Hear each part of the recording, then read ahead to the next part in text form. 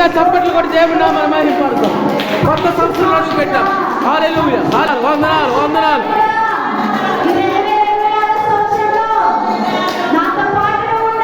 నాతో పాటు ఉండండి అయ్యా.